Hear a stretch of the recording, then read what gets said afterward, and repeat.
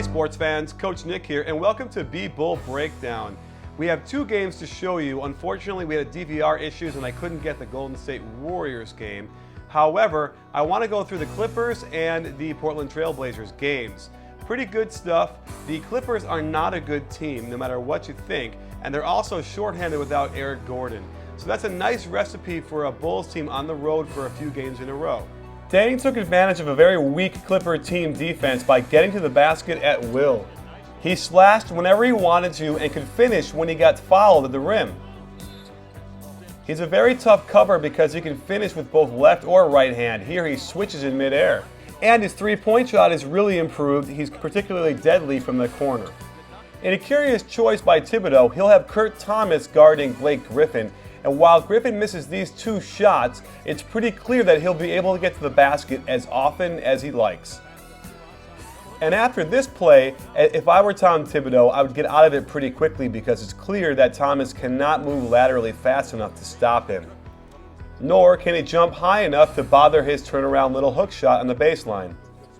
And he's not quick enough to close out and stop that jump shot. The Bulls' transition D is problematic. Bogans is shooting and his man Foy is in the lane. In the transition though, Bogans will be completely out of position, not have any idea where his man is, and as a result when they swing it around they get a layup with Blake. Now that Griffin's confidence is sky high, he's going to make ridiculous shots like this on Thomas. When the Bulls score, oftentimes they don't get back quickly enough in transition, and here they're going to throw a long down-court pass. They stop the layup, but watch how Dang is going to completely fall asleep on the baseline and let his man go right to the basket and get a layup. I've talked about Blake Griffin's poor footwork before. Here you're going to see on the repost, he'll be turned the wrong way when he jumps in the air, tries to throw the ball up, but Gibson doesn't box out and he gets a layup. Randy Foy did no favors for the Clippers on this night. Here he takes a horrible three-pointer really early in the shot clock, but what that really does is it gets in transition the Clippers all out of sorts on defense. Here you'll have Baron Davis guarding Rose, you got Gomes guarding Boozer, and Blake having to guard Bogans. Clearly not how they want to do it, and Rose can rise up and hit a three. And more referees are not calling this a foul anymore, and I'm really glad because this is not really a shot attempt. There's no hope for him to make a shot like that, and there's no call. Having just hit a three, you're going to see Randy Foy go under the screen twice in a row. You got to change it up on defense against Rose, otherwise he'll start to nail shots on you. And again he goes under the screen after the second three, and boom, another three. You'd think going underneath the screen would stop Rose from penetrating. Well, think again, he's that fast. The big story of this game was Luol Deng's shooting. He was getting to the basket and he was spotting up and getting passes for wide open threes in the corner. Watch Blake Griffin as he's going to talk to his teammates upset about something, and he's not in position to stop this screen and roll. Rose blows right by him like he's standing still, and he gets his patented reverse layup. With Baron Davis forced to guard Rose, there was no hope for the Clippers. He hopes that someone comes over to help, but forget about it. He gets right to the basket for another nice layup. Now watch Ryan Gomes as he does not hedge on this screen and roll, and in fact just pushes his man out of the way, doesn't do anything, and Rose gets right to the basket. Next up is the Portland game, a very good, exciting game, but a difficult one to win on the road in Portland without perfect execution down the stretch. There were some problems on defense, and there were some problems specifically with guarding LaMarcus Aldridge. Portland begins the game by denying Derrick Rose the ball after he gives it up. Watch Batum as he comes over and takes away the pass back to Rose. Boozer is left without much to do, and then you get Bogans and Thomas playing some sort of bizarre two-man game. The whole offense shuts down, all because they took away the pass back to Rose, who can't get a shot off inside of the shot clock. The Bulls adjust by sending Rose through and then dribble pitching to him, and he comes right around and pulls up and hits a nice jumper. Watch what Korver does for the offense. Same exact play again. This time though, Korver is going to slide in the backside and get it wide open for a three-point shot.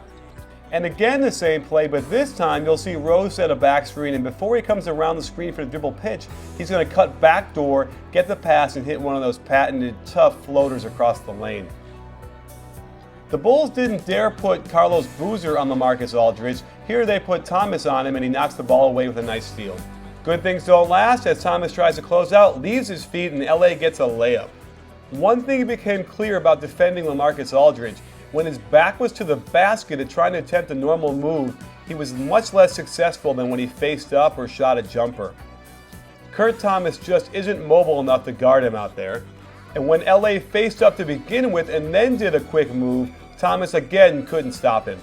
The Bulls can't be considered a good team until they get better at transition defense. Here, they score, yet they still get beaten down the court for a layup and they have to foul. There were times Carlos Boozer had to guard LaMarcus Aldridge, and it wasn't pretty. Kurt Thomas didn't fare much better against him either, having to foul.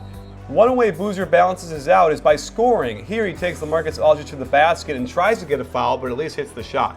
Same thing here, no call, but he gets the rebound and a putback. The Bulls started looking like a really solid team at this stretch. They get a beautiful block by Gibson, they race down the court with very little dribbling, and they get a layup. And in shades of the Celtics offense, Korver curls and hits what normally would be Big Baby for the finish, but Ashik doesn't finish that well yet. Here though, he bangs, gets a rebound and a putback, so he is doing nicely, he just needs to learn how to finish better. And Portland began picking on Carlos Boozer with Nicholas Batum on the same play over and over again. And while this play ends up in a turnover, you can see Boozer on the wrong side of the screen and it would have been a wide open jumper. This time Batum was going to curl around the screen, Thomas does not help out, Boozer can't get in position again, and Batum gets a layup. Same play, this time Thomas does try and step out, but too little too late, Batum pulls up for a nice easy jump shot. If you watch this sequence by the Bulls, you'll realize why the free throw disparity was so wide. They constantly settled for wide open jump shots instead of moving to the basket, and as a result, you're not going to get a lot of calls that way. Let's talk about sideline screen and roll defense. Here you'll see Derrick Rose trying to keep Miller on the one side of the floor, and then you'll have Boozer hedging, who's supposed to step up and stop that shot. Same play on the other side. This time though, you need to have somebody rotate over if you're going to be spread that far wide. Kurt Thomas will never be able to close out fast enough on that shot. Portland's screen and roll defense on the side was a little bit better. Here you'll see Prisbilla hedging a lot higher to take away the shot, and then you have LA coming over to help out on Boozer, and even Prisbilla gets back in the play to pressure the ball at him to cause a miss. Same screen and roll play again. The Bulls defense isn't rotating well enough. Dang should come all the way over and stop LaMarcus Aldridge since he's so hot. Watch Ashik's defense here. He's going to try and help out on the shooter, and that lets Aldridge sneak in on the back door for a dunk. Rose has to pressure Miller more on that pass. And Rose also needs to get better on his discipline for defense. He can't just leave his feet every time. Here it's a shot, and then next time down, the guy's going to shot fake him. He's going to follow him on a three-point shot. Here's a great design and well-executed play. It appears a screen and roll on the left side is what you want to do, but watch the weak side. There's going to be a double screen for Korver, which means there will be no weak side help because they're concerned about the three-point shot. He gets right to the basket for a layup. Another screen and roll on top. This time he won't take the screen. He'll go right back to the left and just dunk it. Rose can still work on his decision making as a point guard. Here, they're down by 5 with 3.5 minutes to go. Not one pass is made, and he just throws up a three-pointer with 17 seconds on the clock. Down by 5 again, Portland goes to a zone, which is interesting, and they're going to let Dang just shoot a three-pointer in the corner. I would have done a shot fake, get to the basket, something else. And again, you can't let Andre Miller stand out there looking around and seeing the easy pass. Aldridge does a spin, dunks, and the game's over. So there you have it, sports fans. Carlos Boozer is the kind of player who won't help you so much on defense. So it's critical that he score and rebound more than his counterpart. And when he doesn't do that, it becomes a very difficult proposition for the Bulls to win the game. He does it more often than not, and hence the Bulls have a good record. However, if he could just pick it up a little bit more and they can get Noah in there who will cover a lot more for him, they'll be in pretty good shape. Maybe even better than Miami. But the Celtics are going to be looming in the distance, and I don't think that they can handle that kind of size and experience and skill. That said, thanks for joining us. Don't forget, vote for us for best sports content. There's only a few more days left for the Shorty Awards. Give us your tweet, give us your vote, and let's see us get closer to the top 6.